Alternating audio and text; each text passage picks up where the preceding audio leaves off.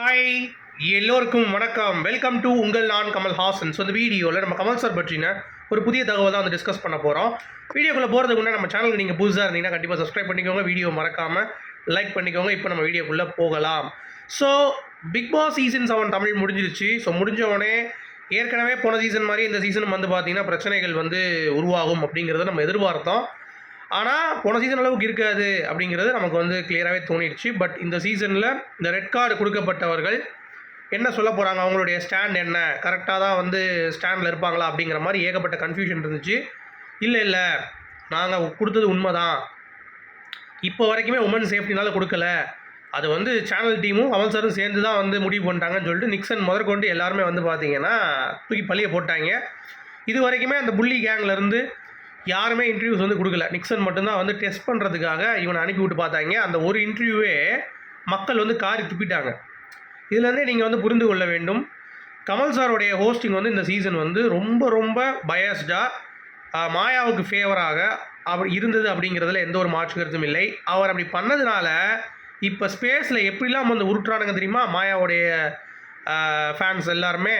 அதாவது கமலஹாசன், ரஜினிகாந்த் அளவுக்கு இவங்களுக்கு வந்து டேலண்ட் இருக்குது, இவங்க அந்த லெவலுக்கு வந்து போகக்கூடிய ஒரு ஆட்கள் தான் அப்படின்ற மாதிரி, இவங்க தான் வந்து விடிவெள்ளி அப்படின்ற மாதிரி வந்து மாயாவுடைய ஸ்பேஸில் ஃபேன்ஸ் வந்து பார்த்திங்கன்னா உருட்ட ஆரம்பிக்கிறாங்க. அதுலேயும் கமலஹாசன் அவர்கள் மாதிரி ஒரு டேலண்டான ஆட்கள் அப்படிங்கிறத ஊர்ஜிதப்படுத்தி வந்து சொல்கிறாங்க. ஸோ இதெல்லாம் பார்க்கும் பொழுது, அதாவது லைட்டாக கொஞ்சம் கொடுத்தாலே இடத்த பிடிக்கிற குரூப்பு இவங்ககிட்ட வந்து இந்த அளவுக்கு கமல் சார் வந்து பார்த்தீங்கன்னா பயஸ்டாக பண்ணி மாயாவை சேஃப் கார்ட் பண்ணி கொண்டு வந்ததுனால இப்போ கமலஹாசன் அவர்களே வந்து கை வைக்கிற அளவுக்கு வந்து பார்த்தீங்கன்னா வந்திருக்காங்கன்னா பார்த்துக்கோங்க. அப்போ எவ்வளோ தூரம் இவங்களுடைய பின்னாடி வந்து இருக்குது, எண்ணங்கள் இருக்குது அப்படிங்கிறத பார்த்துக்கோங்க. ஸோ கமல் சார் இனிமேல் வரும் சீசன்களில், அதாவது நான் ஏற்கனவே சொன்ன மாதிரி கமல் சாரோடைய ரசிகன் தான் நான், அதில் எந்த ஒரு மாற்று கருத்தும் இல்லை. நான் அவருடைய கலை பயணத்தை வந்து பார்த்திங்கன்னா அந்தளவுக்கு ரசிக்கிறேனோ அதளவுக்கு பிக் பாஸ் அவரால் தான் ரிவ்யூ பண்ண ஆரம்பித்தேன் அப்படிங்கிறது என் சேனல் பார்த்துட்டு இருக்கவங்க எல்லாருக்குமே தெரியும், கமல்ஹாசன் அவர்கள் சேனல் பார்த்துட்டு இருக்கவங்களுக்கு. பட் லாஸ்ட் 2 சீசனாகவே வந்து பார்த்திங்கன்னா கமல் சார் வந்து ரொம்ப ரொம்ப பயஸ்டாக இருக்கிறது அப்படிங்கிறது வந்து நம்மளால் வந்து பார்க்க முடியுது. ஸோ அந்த ஒரு விஷயம், அது இந்த சீசனில் ரொம்ப ரொம்ப ஹோஸ்டிங் வந்து பார்த்திங்கன்னா அது ஒருவேளை ஸ்கிரிப்ட் சேனல்லே பண்ணுறானுங்களா, அது என்ன இதுனே தெரிய மாட்டேங்குது. ஜஸ்ட் ஆங்கர் அப்படின்னு சொல்லி சொன்னால் கூட மக்களுடைய கோபம் அவர் மேலே தானே வந்து அதிகமாக இருக்குது அப்படிங்கிறது பார்க்க முடியுது. ஸோ இப்போ பாருங்கள், வெளியே வந்தவங்களும் வந்து அவருக்காக சப்போர்ட் பண்ணி வெளியே தூக்குனார். இல்லை நீங்கள் வந்து உமன் சேஃப்டின்னு சொன்னீங்க அப்படின்னு சொல்லிட்டு ஒரு எபிசோடே போட்டார், பிரதீப் பற்றி எபிசோடை போட்டு அந்த மனுஷன் வந்து சொல்லி நீங்கள் தான்டா அப்படின்ற மாதிரி சொன்னாலும் இப்போ என்ன சொல்கிறாங்க, மாற்றி கமல் தான் வந்து பண்ண சொன்னார் அப்படின்ற மாதிரி திருப்பி போடுறானுங்க. அப்போ எந்த அளவுக்கு வன்மம் பிடிச்சவங்களா இருப்பாங்கன்னு பார்த்துக்கோங்க. இதை ரொம்ப பியூட்டிஃபுல்லாக வந்து பார்த்தீங்கன்னா ஒரு எம்எல்ஏ வந்து கமல் சார் ஹோஸ்ட் பண்ணிகிட்டு இருக்கும் பொழுதே சொன்னார், அதாவது இந்த மாதிரி கலாச்சார சீர்கேடு பண்ணிகிட்டு இருக்கிற இந்த நிக்சன் மாதிரி ஆட்கள் உள்ள முத்தம் கொடுக்குறது, கட்டி பிடிச்சி படுக்கிறது, இந்த மாதிரிலாம் வந்து நிறைய விஷயங்கள் இந்த சீசன் நாங்கள் பார்த்துட்ருக்கோம். இது வந்து இத்தனை பேர் பார்க்கக்கூடிய ஒரு விஷயமாக இருக்குது. ஸோ இதை வந்து நீங்கள் வந்து என்கரேஜ் பண்ணிங்க அப்படின்னா இன்னும் 1 வாரத்தில் 2 வாரம் பார்ப்போம். ஸோ பார்த்துட்டு ஒழுங்காக இல்லை அப்படின்னா கமலஹாசன் அவர்கள் மீதும் பிக் பாஸ் நடத்துபவர்கள் மீதும் வந்து பார்த்திங்கன்னா வேறு லெவலில் ஆக்ஷன் எடுப்போம் அப்படின்ற மாதிரி வேல்முருகன் எம்எல்ஏ அவர்கள் வந்து சொன்னார். ஓகேவா? ஆனால் அதுக்கடுத்து அந்த இது வந்து அப்படியே டிசால்வ் ஆகிடுச்சு. ஏன்னா அந்தளவுக்கு நிக்சன் பண்ணுற வேலைகள்லாம் வந்து இருந்துச்சு. மாயா வந்து அவ்வளோ கேவலமாக ஒரு கேம் வந்து ஆடிட்டு இருந்தாங்க அப்படிங்கிறது நம்ம எல்லாத்துக்குமே தெரியும். இதையும் கன்வின்ஸ் பண்ணி சில கும்பல்கள் வந்து பார்த்திங்கன்னா கமல் சார் ரசிகர்கள் அப்படின்ற பேரில் ஊடுருவி இருந்தாங்க. ஏன்னா கமல் சார் சப்போர்ட் பண்ணிட்டோம் நம்ம, ஸோ அதனால் மாயா சப்போர்ட் பண்ணுறோம் அப்படின்ற மாதிரியும் ஒரு ஆங்கிளில் எங்களுடைய ரசிகர்கள்லேருந்தே நிறைய பேர் வந்து இருக்காங்க. ஸோ அது வந்து தயவு செஞ்சு இருக்காதீங்க. ஏன்னா உங்களுக்கு பிக் பாஸ் பார்க்க மாட்டீங்க, நீங்கள் எனக்கு நல்லா தெரியும். அந்த மாதிரி கமல் சார் ஃபேன்ஸ் வந்து பிக் பாஸ் பார்க்க மாட்டீங்க.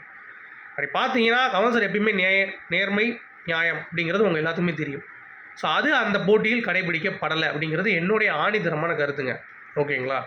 ஸோ அவருடைய அரசியல் கருத்து எல்லாத்துக்குமே எனக்கு வந்து பார்த்தீங்கன்னா வேறு லெவலில் ஒரு இம்பேக்ட் வந்து இருக்குது. பட் இந்த பிக் பாஸில் நேர்மை அப்படின்னு சொல்லிட்டு இந்த மாதிரி சீப்பாக நடக்கிறவங்களுக்கு வந்து பார்த்தீங்கன்னா சப்போர்ட் பண்ணிகிட்டு இருந்தார் அப்படின்னா, எனக்கு தெரிஞ்சு ஹோஸ்டிங் அப்படிங்கிறது வந்து பார்த்திங்கன்னா அவர் நாலேஜுக்கும் சரி அவருடைய இதுக்கும் சரி அதெல்லாம் நல்லா இருந்தாலும் இந்த மாதிரி விஜய் டிவி ஸ்கிரிப்டை அப்படியே படிக்கிறதுனால அவருடைய இம்பேக்ட் தான் வந்து பார்த்திங்கன்னா மக்களிடத்துக்கு வந்து கொஞ்சம் போகுது அப்படிங்கிறது பார்க்க முடியுது. ஸோ இதை தவிர்க்கணும் அப்படிங்கிறது தான் என்னுடைய பாயிண்ட் ஆஃப் வியூ. ஸோ நீங்கள் இதை பற்றி என்ன நினைக்கிறீங்க, கமல் சார் ரசிகர்கள் என்ன அப்படிங்கிறத கமெண்ட்டில் சொல்லுங்கள். அது மட்டும் இல்லாமல் கல்கி 289880 அந்த ப்ராஜெக்டோடைய இன்னொரு புது கெட்டப் சீக்கிரம் வர்றதுக்கான வாய்ப்புகள் இருக்குதுன்னு சொல்லிக்கிறாங்க. அப்புறம் தீபிகா படுகோன் அந்த படத்தில் பிரபாஸ் ஜோடி, சிம்பு படம் STR 48லேயும் வந்து அவங்க ஸ்கிரிப்ட் ரொம்ப பிடிச்சிருச்சு போல். அதனால் நான் வந்து பண்ணுறேன் அப்படின்ற அந்த மைண்ட் செட்டில் தான் இருக்காங்களாம். பட் சேலரி அந்த இதெல்லாம் வந்து அதற்கான டிஸ்கஷன்ஸ் போகுதுன்னு சொல்கிறாங்க. அடுத்து மகாநதி ஷூட்டிங் ஸ்பாட்டில் சேரன் சாருக்கும் கமல் சாருக்கும் ஒரு பிரச்சனை வந்துச்சுல, அதை வந்து சினிமாட்டோகிராஃபர் எம்எஸ் பிரபு அவர்கள் லேட்டஸ்ட்டாக ஒரு இன்டர்வியூவில் பேசியிருக்காரு. என்ன அப்படின்னா, சேரன் சார் வந்து கொஞ்சம் சிறுபிள்ளையே நடந்துட்டாரு, கமல் சாரோடைய கோவம் நியாயமானது தான், சேரன் சார் அந்த படத்துலேருந்து விலகிட்டாரு, ஸோ அது அவருடைய தப்பு தான் அப்படின்றத அவரே நிறைய இடத்த ஃபீல் பண்ணியிருக்காரு அப்படின்ற மாதிரிலாம் வந்து பேசியிருந்தார். அது நல்லா இருந்தது. அடுத்து தம்பி ராமையா அவர்கள் கும்கி படத்தில் என்னை வந்து பாராட்டினார் கமல் சார். அதுக்கடுத்து எனக்கு இந்தியன் 2 இந்தியன் 3 வாய்ப்பு கொடுத்துருக்காரு. ஸோ ஒரு விஷயம் வந்து அவங்ககிட்ட இருந்து அவர் அட்மையர் பண்ணுறாரு அப்படின்னா அவர் வந்து உங்களை யூஸ் பண்ணிடுவார் கமல் சார். அந்த மாதிரி ஒரு நாலேஜபிள் பர்சன் அப்படின்ற மாதிரி அவரும் வந்து பாராட்டு தெரிவிச்சிருக்காரு.